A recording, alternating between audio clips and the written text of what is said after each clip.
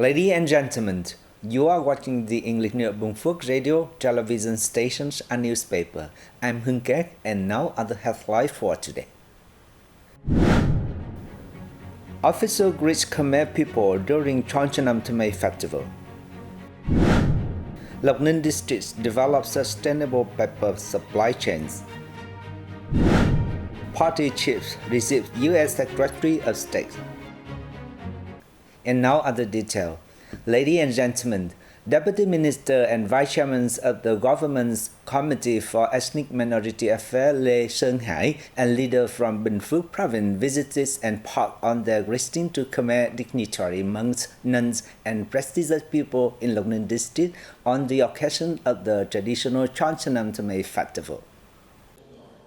Congratulating Khmer monks and nuns at Seri Odon and Changhai pagodas and prestigious people in Loc Hưng and Loc Quang communes on the occasion of the traditional Khmer festival. Deputy Minister and Vice Chairman Hai expressed his delight at sweeping socio-economic changes in the localities. He hopes that with support from the government and local authorities, the Khmer people will do their best to branch out the local social economy, making contributions to building their localities.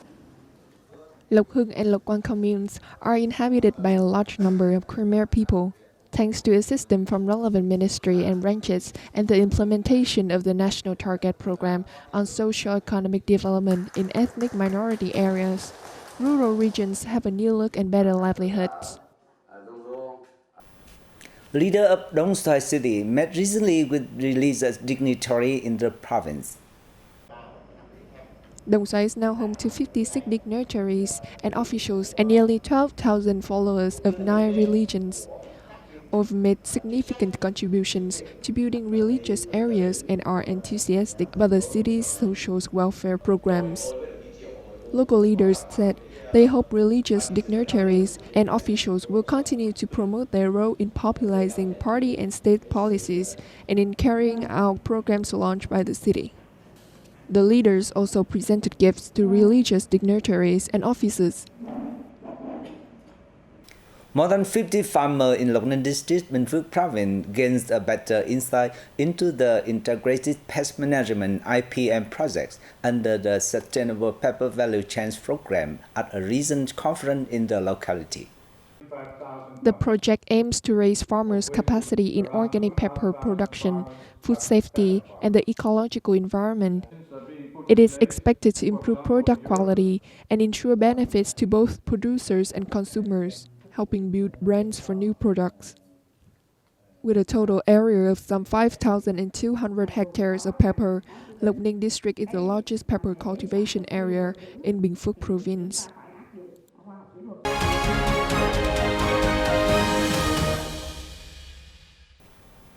Positive outcomes in the Vietnam-US relation will create a foundation for the two countries to elevate their ties to a new height. Party General Secretary Nguyễn Phú Trọng told U.S. Secretary of State Antony Blinken in Hanoi on April the 15th.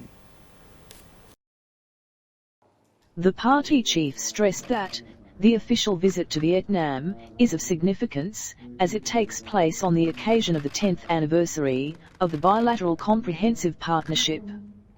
He spoke highly of results of the U.S. officials' working sessions in Vietnam, as well as the strong, comprehensive development of the bilateral relations. The important foundations for the development lie with the respect for independence, sovereignty, territorial integrity, and political institutions of each other, for peace, stability and development in the region and the world, the host leader stressed. For his part, Secretary Blinken highlighted the comprehensive, substantive development of the Vietnam-US comprehensive partnership over the past years. The U.S. commits to enhancing cooperation with Vietnam across spheres, especially in trade investment, science technology, education training, and climate change response, he added.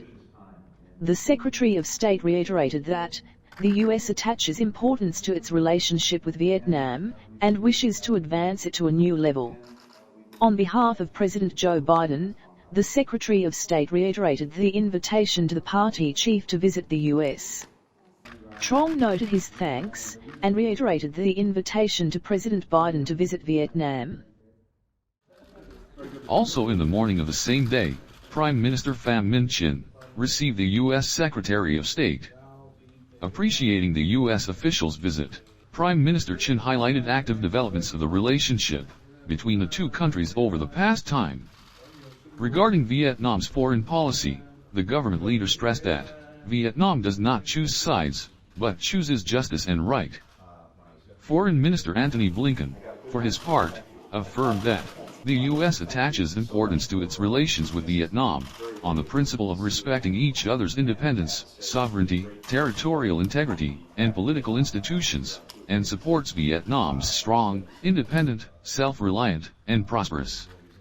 Regarding regional and international issues of mutual concern, Prime Minister Chinh welcomed the U.S. to continue playing an active role in maintaining peace, stability, cooperation, and development in the Asia-Pacific Ocean and Indian Ocean, as well as in the world.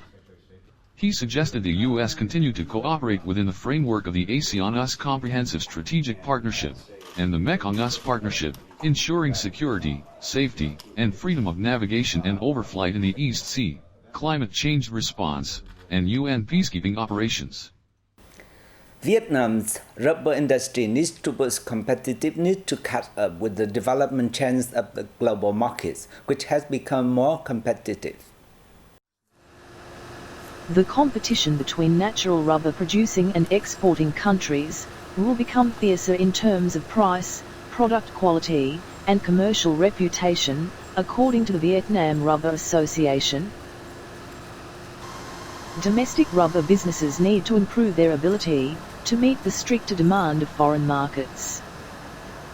Under free trade agreements, natural rubber imported into Vietnam currently enjoys a tax rate of 0%.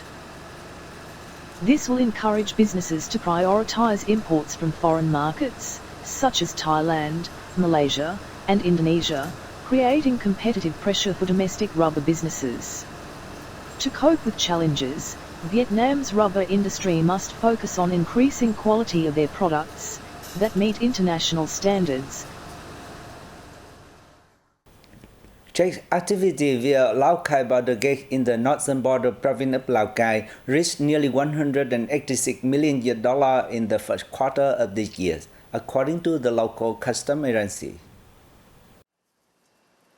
Specifically, exports valued over $92 million USD, up 90%, while imports rose by over 15%, to more than $93 million USD. Farm produce remained the main exports, with a value exceeding $70 million USD, up over 63% year-on-year. The main export items include dragon fruit, banana, rambutan, watermelon, cassava, and mangosteen.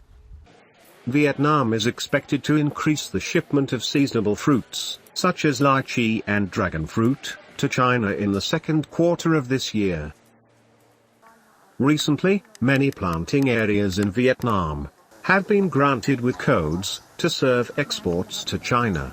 The codes could be seen as the key to build customers' trust in the quality of Vietnam's farm produce, in both the domestic and international markets. And this is for this edition of BPTV News. Thank you very much for watching and see you next time.